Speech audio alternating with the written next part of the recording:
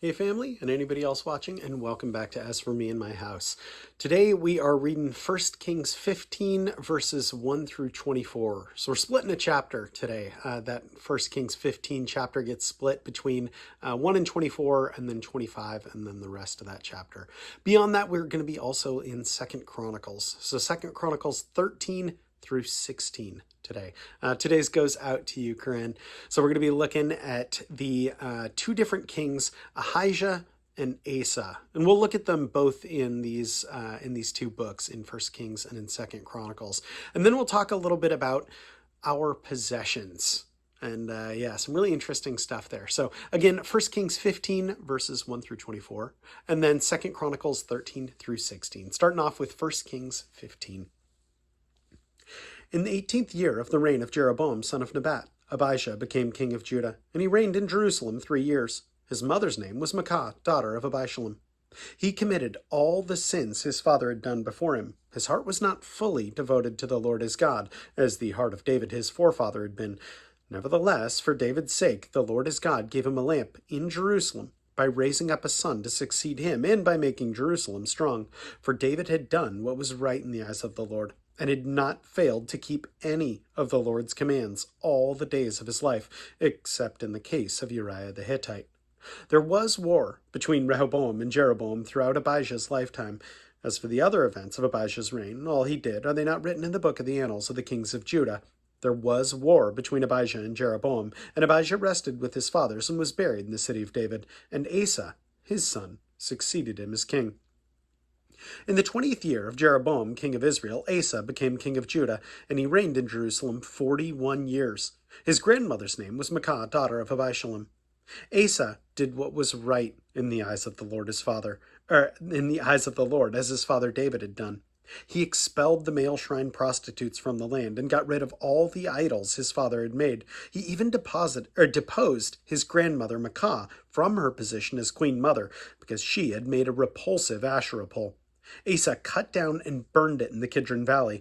Although he did not remove the high places, Asa's heart was fully committed to the Lord all his life. He brought into the temple of the Lord the silver and gold and the articles that he and his father had dedicated.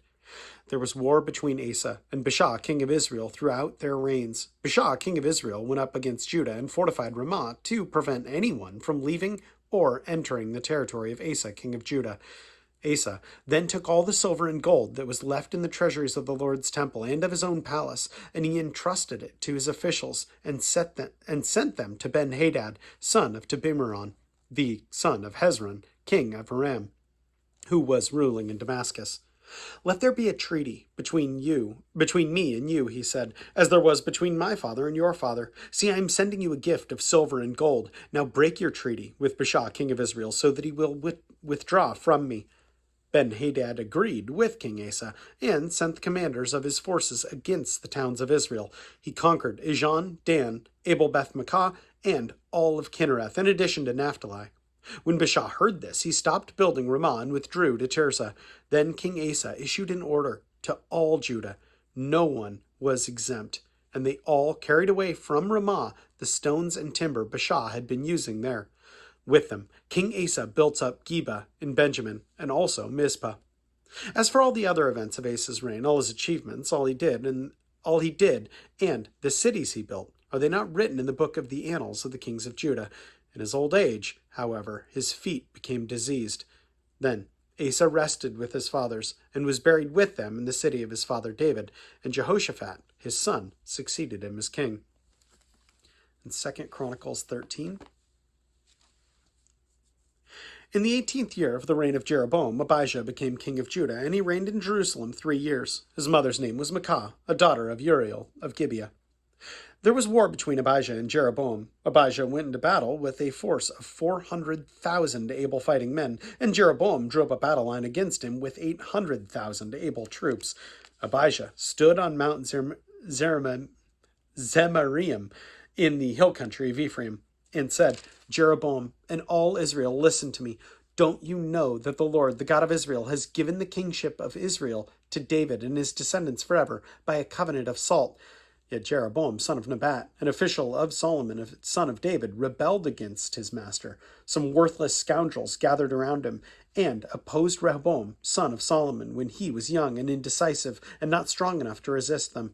And now you plan to resist the kingdom of the Lord, which is in the hands of David's descendants. You are indeed a vast army, and have with you the golden calves that Jeroboam made to be your gods. But didn't you drive out the priests of the Lord, the sons of Aaron and the Levites, and make priests of your own as the peoples of other lands do? Whoever comes to consecrate himself with a young bull and 7 rams may become a priest of what are not gods.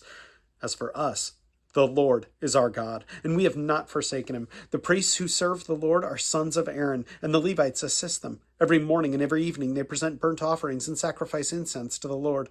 They set out the bread on the ceremonially clean table and light the lamps on the gold lampstand every evening. We are observing the requirements of the Lord our God, but you have forsaken him. God is with us. He is our leader. His priests, with their trumpets, will sound the battle cry against you. Men of Israel, do not fight against the Lord, the God of your fathers, for you will not succeed. Now Jeroboam had sent troops around the rear, so that while he was in front of Judah, the ambush was behind them. Then Judah turned and saw that they were being attacked in both the front and rear, and they cried out to the Lord. The priests blew their trumpets, and the men of Judah raised the battle cry. At the sound of their battle cry, God routed Jeroboam and all Israel before Abijah and Judah. The Israelites fled before Judah, and God delivered them into their hands. Abijah and his men inflicted heavy losses on them, so that there were 500,000 casualties among Israel's able men. The men of Israel were subdued on that occasion, and the men of Judah were victorious because they relied on the Lord, the God of their fathers.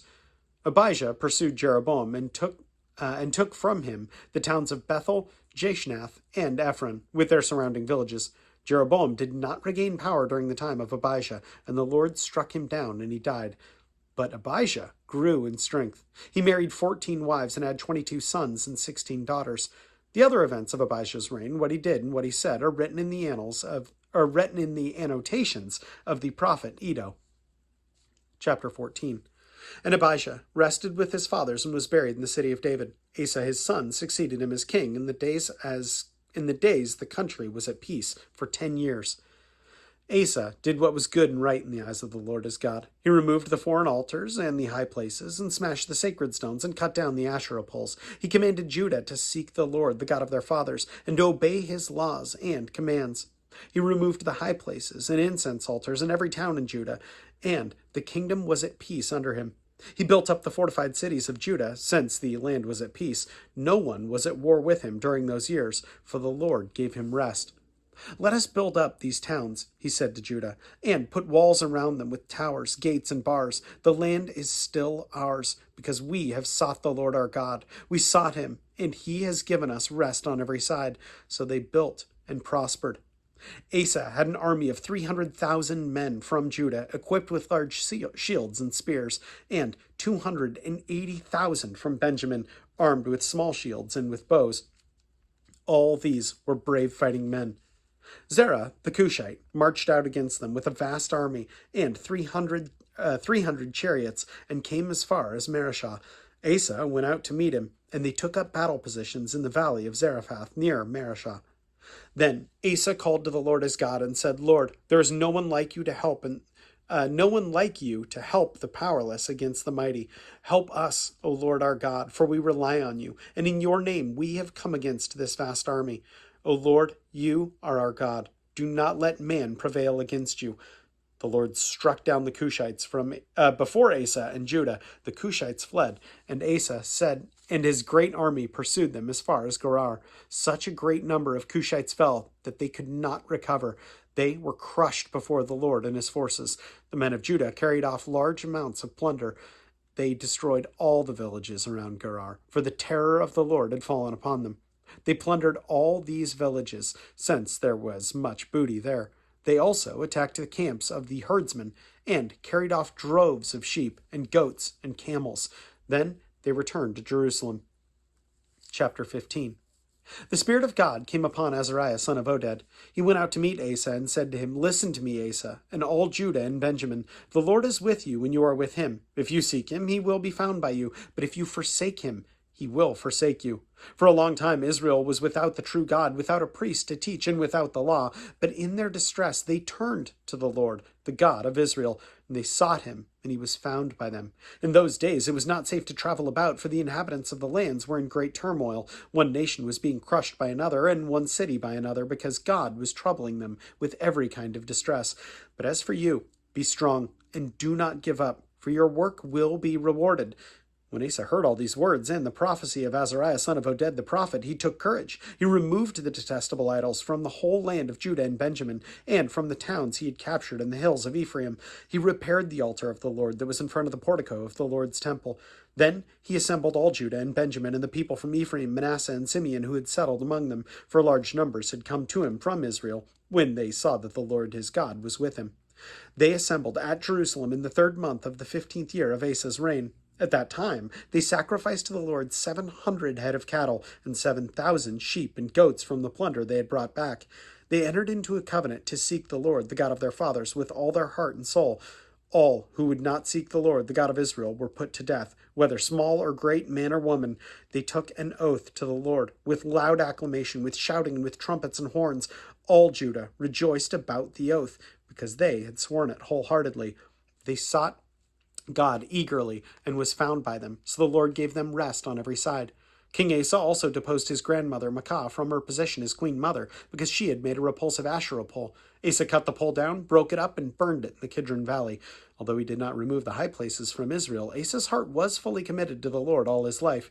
He brought into the temple of God the silver and gold articles that he and his father had dedicated. There was no more war until the 35th year of Asa's reign. Chapter 16. In the 36th year of Asa's reign, Baasha, king of Israel, went up against Judah and fortified Ramah to prevent anyone from leaving or entering the territory of Asa, king of Judah.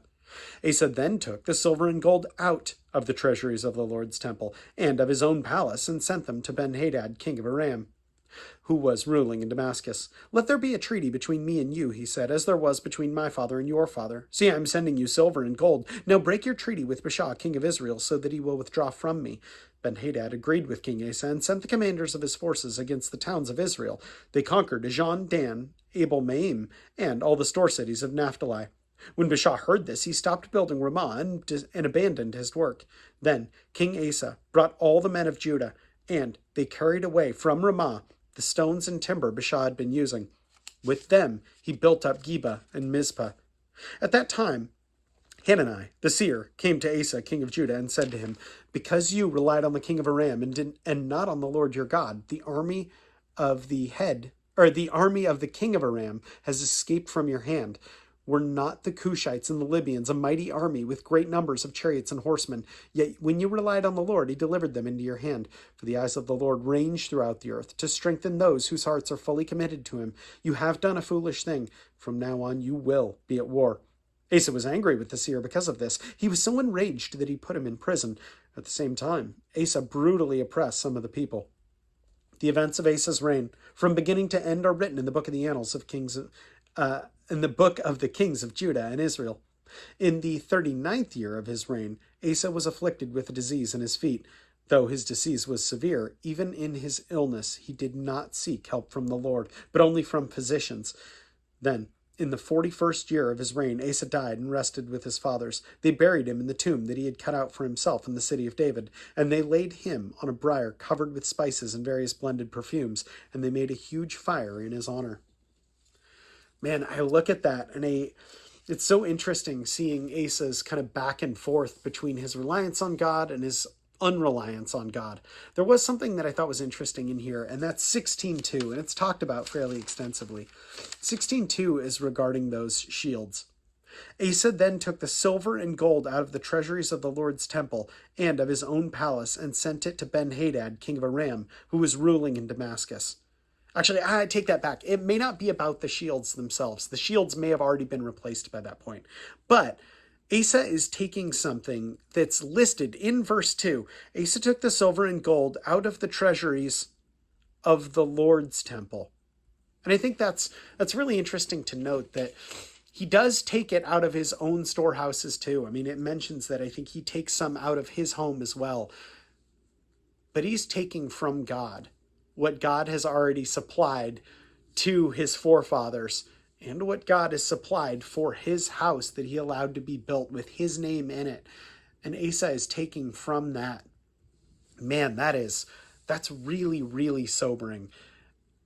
But I wonder how often, this is good that this is for you, wife, now that we're looking at this as possessions that God has given for his glory, and kind of to a degree to his people as well. But this is good that I'm talking about this with you, because this is something that I wonder how often we look at our possessions the same way, our possessions or our things, that we see them as ours, or we see them as means to serve ourselves instead of to serve God.